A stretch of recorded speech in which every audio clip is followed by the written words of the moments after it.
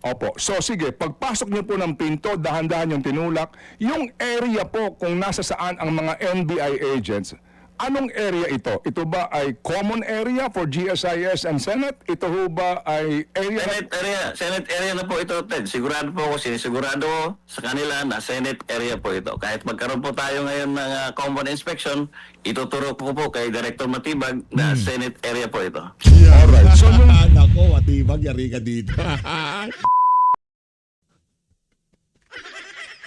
Pati ata itong si Sir Mawa Plasca, gusto na nila rin patanggal bilang Senate Sergeant at Arms. Hindi na lang ho, itong si Senator Alan Peter Cayetano ang gusto nila ngayong patanggal bilang Senate President. Marami ho sa mga taga-mainstream media, hindi ho nila nagustuhan yung pag-alis nitong si Senator Bato de la Rosa dyan sa Senado. Interview ho nitong si Mawa Plasca dito kay Manong Ted Pailo ng ating pag-uusapan dito sa video na to. Isang like at isang subscribe. Masaya na ho tayo dyan at sa mga gusto sumahal sa ating community. Yung join button, nandiyan lang ho sa mapapambira. Double time! Biyernes na, Brad. Biyernes na, pagkakaalam ko. Pagka Biyernes, pahinga na eh. Diba? Martis, Miyerkules pa nga lang, wala na, pero ngayon nandyan pa. Wala namang kalwaran si Senator Bato de la Rosa. Uy, ako sang-ayon naman ako sa damit na yan nitong si DJ Chacha. Serve the people. Sabihin natin yan sa Malacanang. Sabihin natin yan doon sa mga senador na ayaw mag-imbestiga sa mga maanumalyang flood control. Let's go! Hype CPH. Hype CPH. May kape tayo, may kape. May kape. Kaya hype tayo. Hype.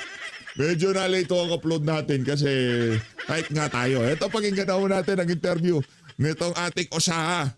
Mawa Plasca. Pag nagkaanak ako, ipapangalan ko Mau. Mau ang ipapangalan ko. Matapang! Okay.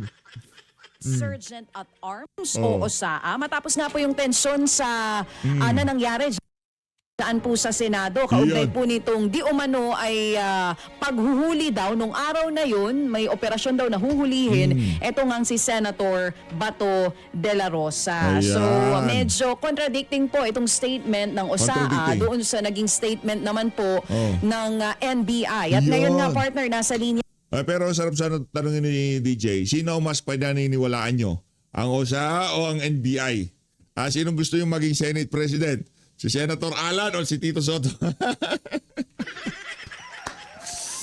Ang papahangin ng tanong mo, PH. Pasalitain mo na si DJ at saka itong si Manong Ted.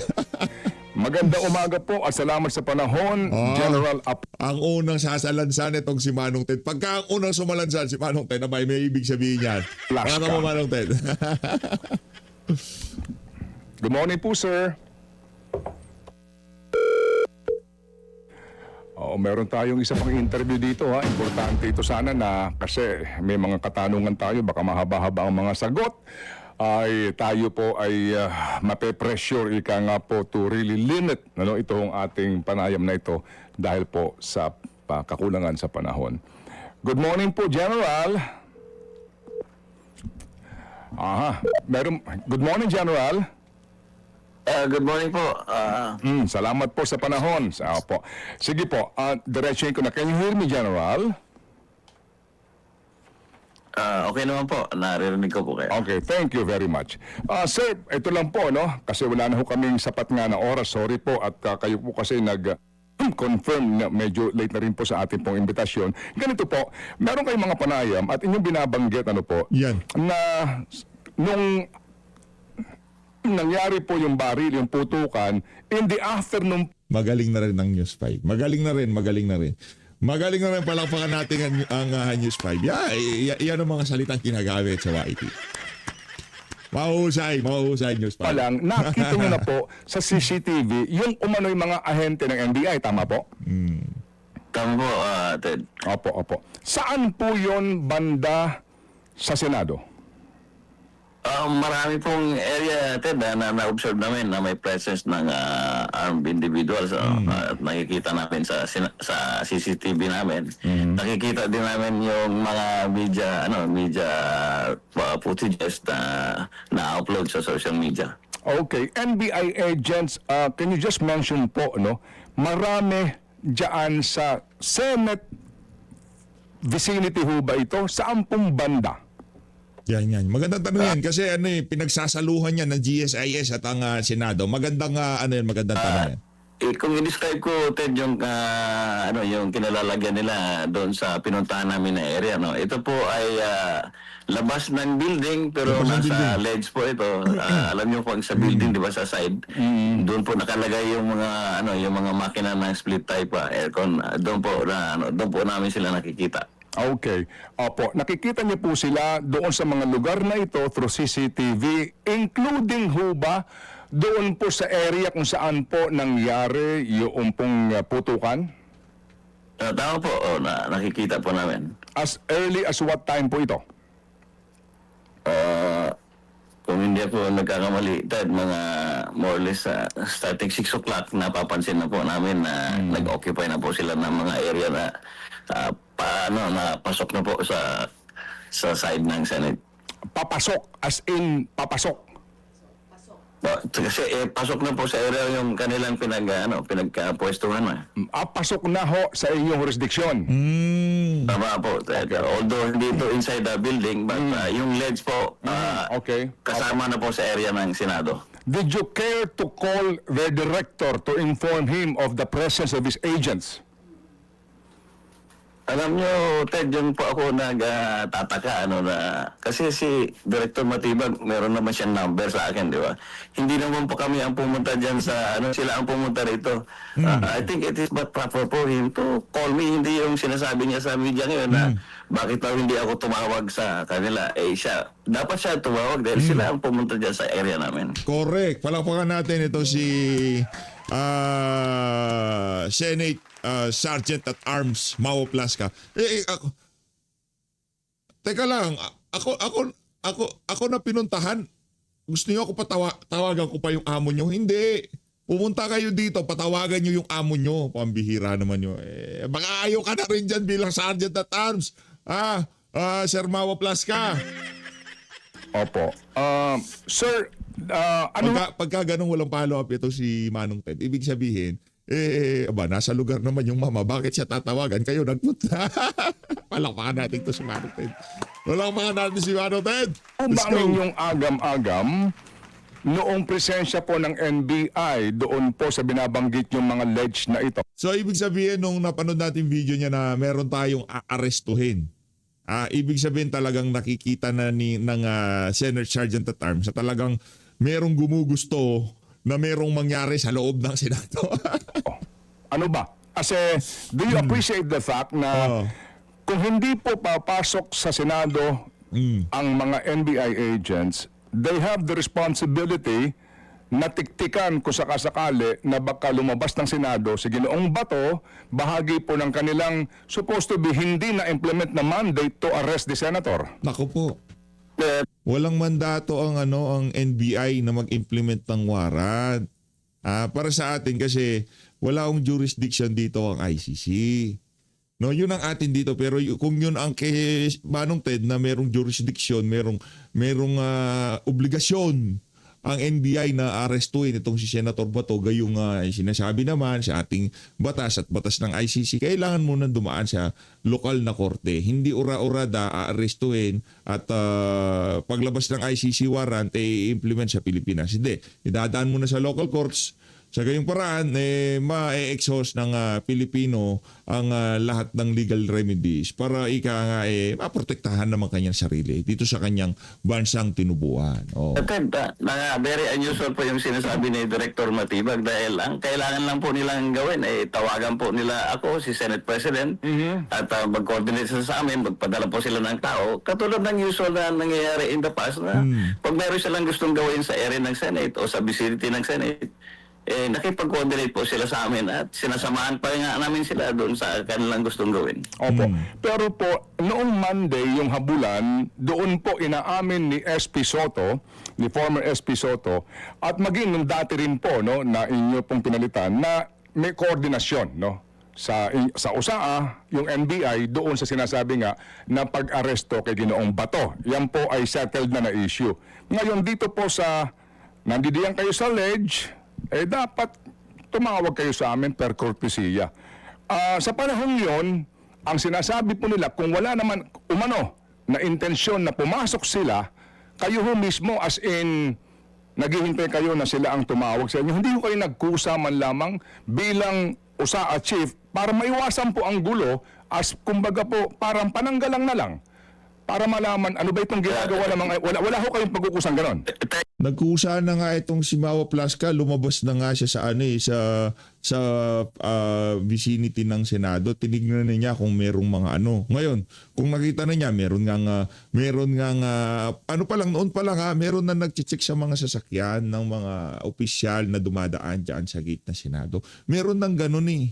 Meron na bago pa lang nangyari ang lahat ng yan, nandiyan ng NBI. Ngayon yung presensya ng NBI dun sa GSI, hindi sa pinagtatanggol ko itong si Mau Plasca kasi nasubaybayan natin yan, di tayo natutulog eh. Dahil sa kape, di ba? Diba, yung mga presensya ng NBI, pakalat-kalat ni sila dyan. Ang nagkaroon sila ng problema, nung sinubukan na nilang i-drill at pasukin yung Senado. Kumbaga mabilisan na yun. Diba, nakikita na sila sa CCTV. Anak na to, kapat pa sila tatawag. Anak na to, NBI na nga gumagawa ng problema eh. Sila na nga ang lumalampas doon sa mga lugar na dapat hindi nila puntahan. Tapos ang NBI, ang Senado pa ang tatawag. Ang kausap po natin dito ang tagapagtanggol ng Senado. Yun nung NBI, di ko alam, aso ni Marcos Jr. yan ngayong mga panahon na to. Ted, ganito po, Ted, nakakapagtaka naman na noong si Senator Soto po ang Senate President, nag-coordinate po sila. Nung pumulit po si Senator Cayetano, wala namang problema eh. Ano po magkakaiba ng Senate President kami po, pantay lang po kami ng bakit po siya hindi tumawag o nag-request naman sa aming Senate President? Yan. Opo.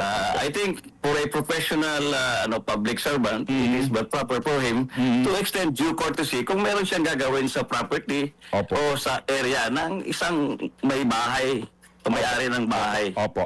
Naunawaan po namin bakit nung panahon ni SP Soto nag-coordinate kayo. Kasi so that time daw po kasi aarestuhin nila. But in this time po naman daw, wala pong ganong plano. Kung hindi, ayon po sa kanilang pahayag nga, intelligence gathering lang po. But just Intelligence gathering, dinidrill yung pinto. Intelligence gathering ba yun? Alam ko yung intelligence gathering, tahimik. Walang nakakaalam. Diba? Nagbabayad ka dyan ng kung sino-sino para malaman mo ang exact location ni Bato. Pero intelligence gathering nyo, naka-live. Naka-live habang dinidrill nyo yung pinto, hindi intelligence gathering yun. Ang tawag doon pagsugod. the same. Opo. Paano po namin malalaman, Ted, yung kanilang intention kung hindi sila nakikipag-usap sa amin? Opo. Naunawaan po natin yon. Na dapat nga, kung kayo nandidiyan, magsabi kayo sa amin. So, hindi po sila nagsabi. Ngayon po, yung binabanggit ninyo ng mga CCTV cameras na yan, doon po sa pinangyarihan mismo ng putukan, yung pong pintuan na iyon, nasaan po ang CCTV doon?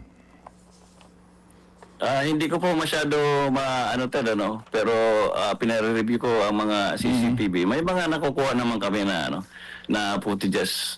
Pero hindi ko po masabi ngayon kasi hindi ko man na-review pa lahat. Marami po yun eh. Kasi hindi lang po doon sa area na yun ang presence na nakita namin. Marami po sa ibang floors. Meron din po silang mga tauhan. Sa ground floor, sa fifth floor. Marami po. Ted, hindi ko po masabi ngayon dahil mahaba po yung CCTV na re-review namin. Yun nga po. Pero yun ho, di ba ho, doon sa kung saan po nandoon yung mga media, di ba yung dulo ng second floor na iyon, yun po ay merong bridge papunta mismo sa area ng GSIS, tama? Tama po. Ted. Okay, opo. Yung bridge na iyon, nasaan ang pinto? Before the bridge or after the bridge? Ang bridge kasi ito yung open area na ito, Ted, Tapos sa magkabilaang side po, may mga pinto po kami, may emergency exit po. So sa labas po ito. Ang pinto po ay before the bridge. Ang pinto ay before the bridge. Sino ang may hawak ng susi noong pagbubukas ng pinto papunta doon sa bridge? Ted, emergency exit po ito. So wala po itong susi. Tinutulak lang po ito from the inside. Okay, so meaning ito ho ay emergency exit na maaaring dinadaanan din po ng mga kawani ninyo papunta doon sa bridge kung saan po may kanting din yung GSIS? Hindi ko po kabisado sa GSIS sa GSIS side. Hindi ko po alam kung ano yung meron doon sa kabilang side po. Okay, so yung pinto na ito kaninyo, walang lock ito. Wala pong lock from the inside po. Pwede po yung itulak nito kasi fire exit po ito. Ano, kung magkakaroon ng sunog, itutulak lang po ito from the inside. Maubos na po. Sige. Nung ho ba kayo pumunta doon sa dulo ng second floor, kayo ho ba ang nagtulak ng pinto papunta doon sa bridge? Kami po ang nagbukas sa TED. Dahan-dahan po, sinili po namin sila at doon po namin confirm na meron pong armed individual sa Okay. sa area na kasama na po sa sa Senado. Okay. Yung pong area po kung saan kanyo na ispatan ninyo ang mga armado ito ng kalalakihan, NBI agents na human na confirm ninyo?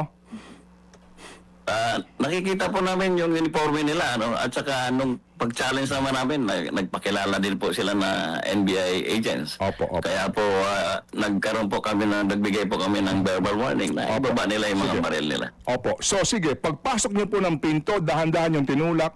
Yung area po kung nasa saan ang mga NBI agents, anong area ito? Ito ba ay common area for GSIS and Senate? Ito ho ba ay area? Senate area na po ito, Ted. Sigurado po ako, sinisigurado ko sa kanila na Senate area po ito. Kahit magkaroon po tayo ngayon ng common inspection, ituturo po kay Director Matibag na Senate area po ito. Yeah. Alright. So yung Nako, Matibag, yari ka dito. Yari ka dito, Brad. Hamon na. Nagkahamon na. Punta ka sa Senado ngayon, ha. Tawag ka muna. Nangya ka, Matibag, ha. Akala mo ikaw lang marunong sumagot sa media. Ikaw si Mawa Plaska, mahusay din. Senator Mawa Plaska, palakpakan. Yan ang mga dapat gawing senador. Pinagtatanggol ang integridad na Senado. Di ba? Hindi ako magtataka kung bigla maging senador. Susuportahan ko yan. Mawa Plaska for senador. At least, di ba, hindi kagaya ni Ping Lacson, ni Tuta Soto, di ba? Hinahayaan lang nila na kubkubin ang institusyon na sinalihan nila nung yung mga Persa galing sa labas. Ano yung invasion? Ano yung Risa Ontiveros? Ganon. Kung pong inyong nakita itong mga NBI agents na ito kaninyo, as you claim ay Senate area na, yung pong mga tinamaan na mga salamin, nasaan po banda iyon at saan, ano po ang actual na ginagawa ng mga ahente nung sumilip kayo? Hindi po nila, Ted, kami nakikita, Kami po ang unang nakakita sa kanila. Kaya kung gusto po namin silang barilin, siguro, naubos po namin sila siguro, Ted. Kung gusto po talaga namin silang barilin. Grabe, no? Kung gusto pala nila silang ubusin, mauubos nila yung mga taga-NBA. Pero hindi nila ginawa yun. Ilan po ba sila? Yung ako po personally, Ted, nandun po ako sa tatlo po kami na nandun nagsisilip. Ako personally nakita ko mga dalawa hanggang. Matapang tong to si Plaska. Sa bagay may CCTV naman nasa side nila yung CCTV. So yung intelligence na gustong mangyari ni Matibag nasa side itong sila. Sergeant at Mawa Plaska. Akala ko ba yung mga NBI agent magagaling yan pagdating sa di ba? Nato ka dito sa isa na to, mga mukha kayong mga bata na pinaglaruan ng Sergeant Tatar. Tatlong tao po ang nakikita ko. Pero sa CCTV po namin, marami po sila. At makikita naman natin sa footages na naka-upload sa social media na marami sila at armado po sila. Nakahanda po sila ng makipagbarilan sa kung sino mga Opo, iba po yung footage sa ibaba, iba po yung footage sa itaas, just to clarify Pahayag it, ng po, General. NBI. Ngayon, yung pong sinasabi ninyo na nandoon yung mga NBI agents at that time, ito ho yung mga pasado na alas 7:40 po ng gabi, meron ho bang blue guard doon? wala po kaming nakikita na blue guards. Ng GSIS, wala po. Pawang ang inyo pong Ako identification. po, Ted, mismo nakikita. Wala po ako nakikita. Yung mga blue guards kasi, pwede kasi sabihin na, baka yung mga nagpaputok yung mga blue guards, yung mga naka-uniforming kulay blue, yung mga security guard, yung mga nasa bangko, yung mga nasa mga pawn shop, yun ang mga blue guards.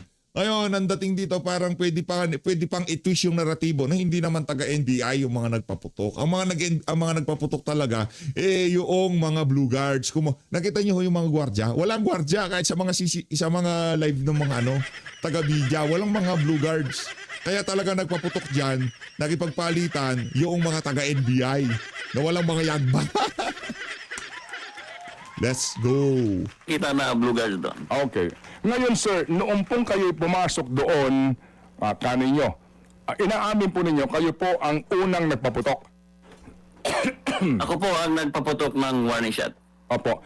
Nagpaputok ng warning shot. Can you just describe to us, sir, ano po ang senaryo? Sumigaw kayo and then paano ho kayo nagpaputok at ilang pong warning shot? Ted, ang protocol po namin, kung may makita po kaming danger, i-challenge po namin sila kung sino po sila, yung identity nila. Pangalawa, kung may nakita kami na may baril sila o may danger na posibleng mga gagawin sila sa amin, we will order them to lower or stand down yung kanilang baril. Pero yun na po, pag nung nagbigay po ako ng order na kung ibaba nila yung mga baril at hindi naman sila nag-comply, kaya po ako nagpaputok ng warning shot. Ilan po ang inyong pinaputok, General? Isa po, Ted. Ang warning shot po, Ted, sa aking experience, isa lang po. Isa lang. Wala pong warning shot na more than one. Opo, opo. Per your version of the story, ano po? Isa lang ang warning shot. Nagpaputok kayo ng isang beses. Ngayon, tatlo ho ang nakita ninyo doon ng mga ahente. Kano yung inyong visuals po, tatlo? Yes, sir. Madilim, Ted. Sa naaninag ko lang. So, mga dalawa, tatlo, parang gano'n. Okay. And then, sa kwento po ninyo, hindi sila, pinabababa nyo ang armas, pero hindi ginawa yun, itinaas yung armas na tumutok ho ba sa inyo? Yun po yung naaninag namin. Naaaninag ninyo. Tama, ano po? Tama po, Ted. Opo. Naaaninag po So you have the assumption po ninyo, naaaninag ninyo, pero hindi kayo sigurado. Ted, sa haba po ng aking experience bilang law enforcement instinct po ito, Ted, to Opo. protect yourself. Correct, sir. At yan nga po din, dapat kang maging handa for any eventuality, lalo na kapag ang pinag-uusapan ay kaligtasan. Pero I'm sure, sir, bilang dati pong Chief ng Directorate for Operations ng PNP, kabisado po ninyo ang lahat ng mga regulasyon tungkol dito. Ano ba regulasyon po ninyo sa pagpapaputok ng warning shot? Pag may nakita po kaming danger, Ted, hindi po naman namin binabaril yung tao kaagad. So, kaya po, yun ang purpose po ng warning shot. To send the message na dapat mag-stand down po sila. Hindi po sila pwedeng hindi mag-comply sa aming Opo. Dahil naka-ready po kami pagka mayroon po silang gagawin na hindi masama. Correct, sir. Na masama. Correct, sir. Napanood po namin yung visuals, kung gaano kayo karami, sa inyong likuran, Nung kayo nag-vest, nagkasanang baril, at sinabi niyo may huhulihin kayo, nakita po namin kung gaano kayo karami na Marines, naka-uniforme, Police naka-uniforme, hindi pa kasama yung tropa niyo mismo sa USAA. Ano po? Tama po yun, di ho ba? Ang dami po ninyo, ano po? Ted, hindi ko mabigay yung bilang kasi actually, Okay. Anyway. yun, very quickly mo kami nag-assemble ng quick reaction team. Kung nakikita niyo po, kami po ang nasa unahan o sa apo. Ang susunod po sa amin ay yung mga pulis. Nasa likod lang po yung mga Marines. Kasi hindi naman talaga labanan ng hanap namin. Kasi kung labanan po ang hanap namin, doon na namin nilagay yung mga Marines sa unahan. Yun nga po. Naunawaan namin. Pero nakita po namin sa video, sa lahat ng coverages po, kung gaano karami ang tropa ninyo nakatulong ninyo, kumbaga, di ho ba, Kung gaano karami yung Marines, gaano karami ang pulis, at kayo po mismo sa USAA. And kami po, nung nakita na namin yung video, mukha pong doon nga sa inyong pinuntahan, nandoon po sila. So, at that time po, tatlo ang inyong visuals sa NBI. Yung actual lang po. Yeah, okay. Pero nasabi ko sa mga footages po na na-review namin, marami po kami nakitang arm. So, ang tawag po namin doon sa sa law enforcement at military parlance ay yung estimate of the situation. Yun, tama po yun. Base sa intelligence na papasok po sa amin, ganun po kadaming security yung pwersa na aming ihahanda. Opo. Kasi po, sir, para lang sa mga pulis na nakikinig ngayon sa atin, lalo na itong mga criminology students, para mga maintindihan criminology. ito at malaman nila ang kanilang ang tamang panuntunan, Ang sinasabi po sa inyong manual, sa pulisya ano po na inyong pong kinalakihan, Yan. the police shall not use warning shots during police operation except when the police officer is outnumbered Yan. and overpowered. Ayun Oo, po. yun pala yun. Hindi po, Yun pala yung yun pala yung nasa police manual. So pakinggan natin sagot nito si Senate Sergeant at Arms Mao Plaska. Outnumbered and overpowered. Ayun po. Ted, hindi po, mali po, Ted, mali po. Ted. Mali. Correct ko lang yung kanyang sinasabi. Ang warning shot po, ginagawa po namin pag meron po kaming na-perceive na danger sa buhay ng ating mga kapulisan. Yan, yun pala yun. Sir, ito po ay official Directorate for Operations, PNP Revised Operational Procedures, Section 2.11. Ito Nako. ang nakasulat mismo sa inyong manual. With all due respect. Hello, Ted. Hello, Ted. Yeah, General. Opo. Ted, wala na po kasi ako sa PNP ngayon, Ted. So, hindi I ko know. po hindi ko Aray po mo. ma-reconcile yung sinasabi niyo. Pero, nung panahon ko po, Aray mo. ako bilang pulis, yun po ang pagkakaintindi ko, yun po ang appreciation ko ng aking nalaman. Opo. But ironically nga po, ako naintindihan ko po, no, kasi nga hindi na ho kayo police, pero ironically po, you have been the Chief of Directorate for Operations. At itong memo na ito, mismo po, ito ho yung libro para po sa operasyon ng PNP ay printed mismo at ginawa ng Directorate for Operations. Hindi na ho bale, okay lang po yun. So anyway, opo, Director, ganito po. Magaling to si Mao Nagaga- Plaska. Di ako nagtataka bakit itong kinuhang Sergeant at Arms. Hindi siya pwedeng braso-brasuhin. Matikas tong si Mao Plaska. Ibang klase, grabe. O magkakaanak ko, ipapangalan ko Mau. Alit po si SP at ang iba na sinasabi stage daw po ito, di po ba, na ito ho ay parang drama at kaninyo mahirap din mag-stage na kasabot mo yung NBI, di ba, para gumawa kayo ng eksena, right? Tama po kayo, Ted. Kasi nga naman yung NBI ang pumutok din pero kayo din po Anak lang to ako, stage live ammo yung ginagamit. Dapat pang airsoft pala yung ginamit nila dyan. Hindi yung talaga mga, di ba? Okay, fireworks na lang linagay dyan. bilang matagal na pong hepe ng Pambansang Pulisya, General, ano ba ang standard procedure kung dineklara ninyo na meron pong, kung alam ninyo, may intel na kayo, meron na kayong CCTV, na merong mga possible live shooter sa pupuntahan po ninyo na lugar at meron pong mga kaninyo, may mga armas na dala. Ano ba ang standard procedure sa crowd control?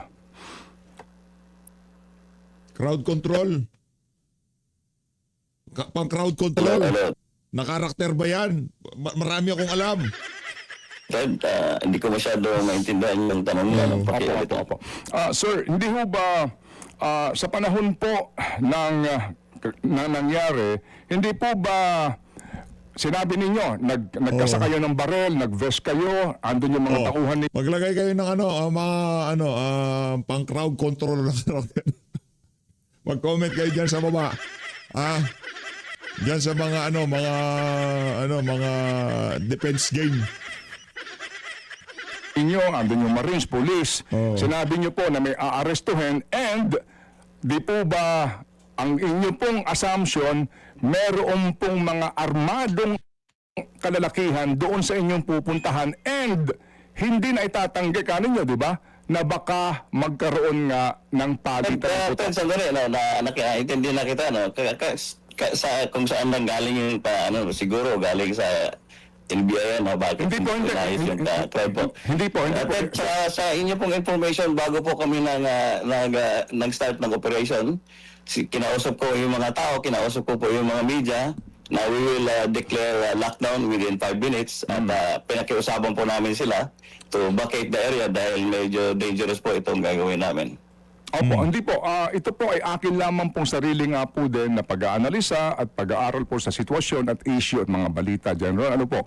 Kasi masyadong komplikado na hinihimay-himay natin procedure. Simple lang po ako, Ted. Unang-una po, dapat tanongin natin sa NBI. Opo, we will ano ask ba ang them. purpose ng pagpunta po nila doon? Yes, sir. Definitely po. So, Okay. parang this is a total disrespect of the institution of the Senate.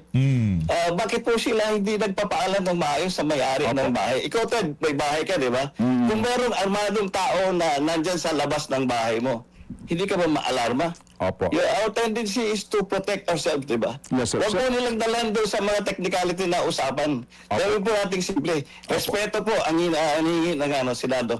Respeto. Palakpakan natin itong siya.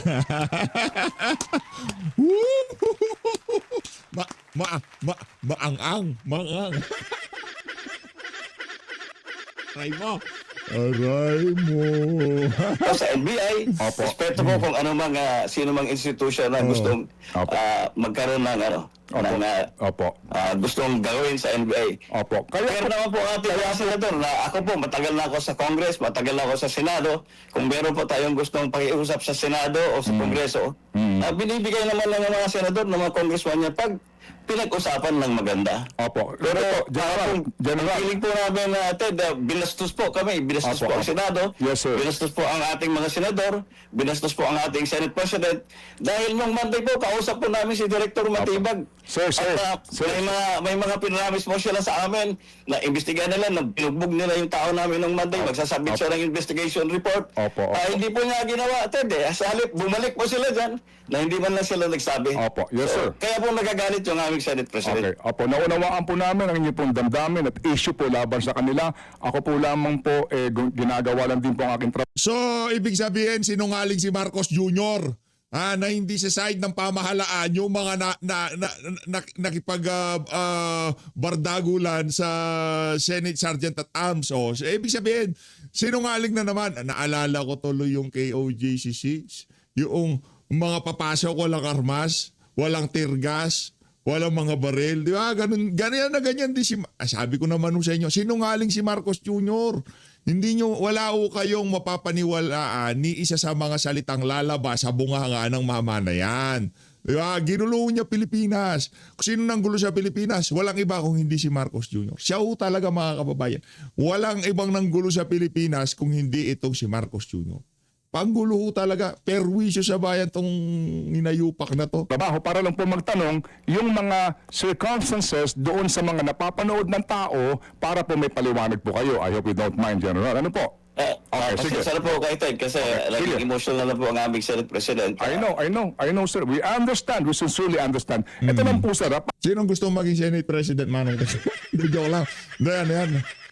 Love natin yan si Manong Ted. Palakpakan natin.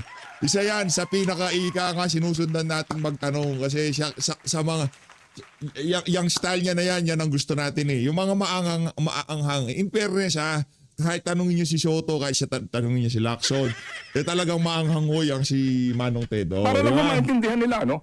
Ang tanong ko po, sir, bilang veteranong polis, Yan. at OSAA, Veterans. hindi lang po dyan sa Senado, kundi po Yeah. sa House, sa panahon na iyon na alam nyo na mayroong shooter o may mga armadong kalalakihan kayong pupuntahan, ano ho bang standard na protocol for crowd control?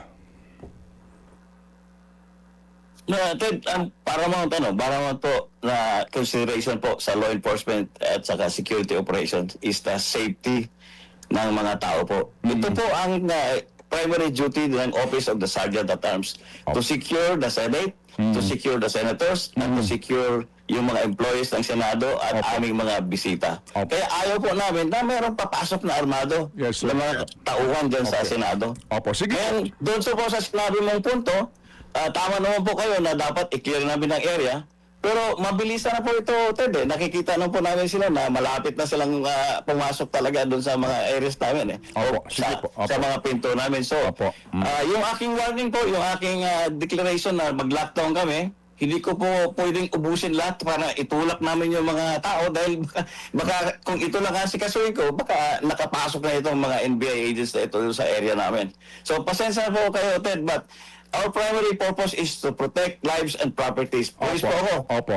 Yun po ang primary role ng ano. Sige, okay. Yun din po ang role namin sa OSA, to Opo. protect the Senate from Opo. anyone Opo. who will plan or attempt Okay. to bring violence inside the Senate. Okay. Kasi po sir, ang amin pong pinalalabas na ngayon ay itong visuals nung coverage ng media nung Yeah. actual po na araw na nangyari nga Yung itong gabi. footage Kaya yan. nga po, kaya kami tumatawag po, tumihingi ng paliwanag sa inyo para nga po sa inyo pong salaysay, ano? Kung ano ba talaga ang pangyayari. So balikan ko lang po yung punto ng crowd control. Kami nyo mabilisan lang, pero sa visuals na amin po napapanood, di ho ba, meron pa kayong pagsusuot ng vest, nakunan po yan lahat, etc. Ang sinasabi po ng ilan, ano po, hindi ito NBI ha, kundi po yung mga nag-aanalisa sa ganyan pong uri ng management is that when you say crowd control, dapat daw po talaga mabakate the entire floor, the entire area, nakakayanin ng mga tauhan nyo sa dami po ng amin napapanood sa video, paalisin sila na sa ganon, masiguro lang po na ano man ang mangyari, walang madadamay sa putukan. Pero, may mga nagsasabi po, General, na mukhang pati po yung isang umaawat doon na ngumingiti-ngiti, para bagang gusto daw na talagang may media para mapalabas yung commotion at nang magkaroon ng impresyon na talagang may gulo. Tama po kayo, Ted, na sinasabi mo na dapat i-vacate, di ba, Ted? Pero there's no perfect situation. Kulang po ang oras namin para gawin po yun, Ted. Yun po sinasabi nyo na intention po namin na magkaroon ng coverage ng media. Hindi pwedeng itanong ni DJ Chacha yung mga ganyang tanong baka Ano po, very highly suspicious po yan dahil ayaw nga namin na makover ng media o may media na masaktan. Nakita nyo, may mga tao po kami na humaharang sa mga media pag lumalapit po doon sa area. At ulitin ko, pinakiusapan ko po itong mga media personnel natin na kung pwede, lumuwas na sila sa building dahil magde-declare na po kami ng lockdown bago kami mag-conduct ng operations. Opo. So, at least po, napakinggan namin po ang inyong panig dito po sa isyong ito. Yung sinasabi nyo na wala na ho kayong panahon. So, magmula po nung nakita ninyo nung hapon pa lang yung NBI agents, magmula po nung nakita po ng inyong mga tauhan sa CCTV, yung pamumuo ng mga ahente umano ng NBI, that time, wala pa kayong ginagawang plano how to address the situation? Yun po, Ted, ina-analyze po namin yung mga situation na ito. At ito po ang aming mga basis para po maghanda kami ng aming security response. Opo, opo. Hindi ho ba, sir, kung kayo po naghahanda na, nagmi-meeting na, hindi ho ba kasama kaagad ron na kung naman ang mangyari, dapat talaga po i-vacate the entire floor ng sino man pong hindi kasama sa OSAA at that time? Kung talaga Hindi lang po ang entire floor, yung entire building po. Dapat po, yun po ang dapat mangyari. Dapat i-vacate po natin yung entire building para wala pong basaktan na civilian. Bakit po hindi ginawa yun? Kasi kagaya ng sinabi ko, Ted, wala na po kaming oras. Alam mo, kung nakita nyo sa video, nakahanda na yun, nandito na yung mga security force, pero tumawag po sa akin. dapat tinanong din bakit yung mga taga NBI noong nalaman na nilang may lockdown at meron na nasa loob sila ng teritoryo ng Senado, bakit hindi pa nila binakate yung Senate premises? Yung Tanong lang naman, kayo naman Sergeant at Arms ng Congress, nagsabi sa akin na padating na yung articles of impeachment. Kaya sinuspend ko po yung pag-conduct ng operation. Sinalubong ko po yung ating Sergeant at Arms sa baba para po i-secure namin yung articles of impeachment para dalhin po sa loob ng Senado. Okay. And then, doon pa lang po ako bumalik sa ating mga security forces para simulan po yung operations. Opo. Sige po. So, sir, General, inaamin nga po ninyo, yun nga po ang nangyari sa sitwasyon na iyon. Pero, maliban po sa inyo, who's in charge? Meaning, kasi po kung maaga pa lang po, nandun na ang inyong hinala, and then inabot na po ng alas 7 pasado ng gabi, as in, wala po kayo talagang, wala ho kayong anuman pong plano kung ano ho ang ating gagawin. Sino ho ba yun? Dapat, kayo ho ba talaga yun? O may mga iba pang dapat na tauhan ninyo na nangasiwa nun? Marami po akong mga supervisors, Ted. Kasama ko po sila sa pagpaplano ng lahat ng programa o activity ng Office of the Sergeant at Arms. Opo. Kasi po yung media na coverage nga, nasaksihan natin yung sigawan, yung pong pagtili ng mga natakot, etc. Sa panahon yun, as in, wala pa rin pong balak ang inyong mga tauhan o sino man deputy ho ninyo na paalisin po sila doon.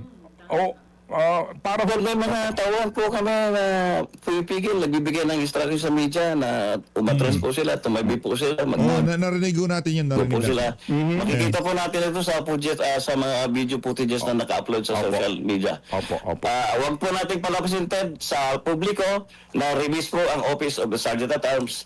Kami po, ginagawa po namin ang aming tungkulin. Nabugbog po ng NBI yung isang tao namin dahil naggaganap ng tungkulin. I think it is an injustice not only to the USA, to sa taos, injustice to the Senate. Opo. Sige, so sir, ang Ang galing na tong si Mao lahat Plaska. ng ito ay nangyari po kasi naniniwala kayo na papasok ang mga NBI agents para damputin, hulihin si Senator Bato. Yung po ang inyong paniniwala, gagawin nila yon.